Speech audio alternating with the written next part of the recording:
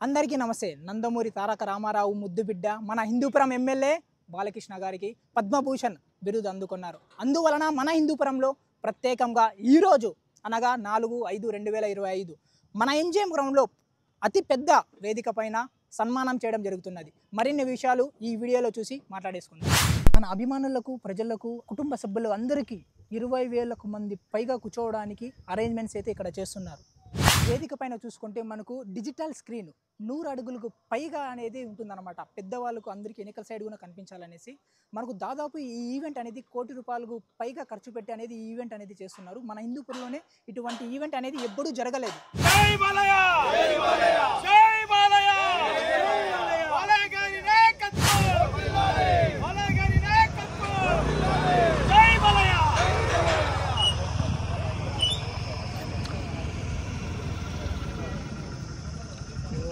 మనకు ఎంట్రెన్స్లోనే ఎటు చూసిన బాలయ్య బాబు గారి చిత్రపటాలతో దద్దరిల్లిపోతున్నది. ఒక్కసారి చూసేసేయండి.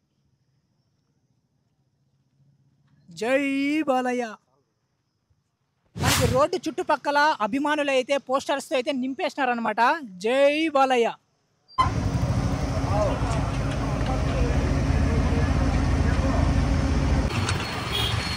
హిందూపురం మొత్తం అంతా కాంతులతో కలకలకలకలాడిపోతున్నది.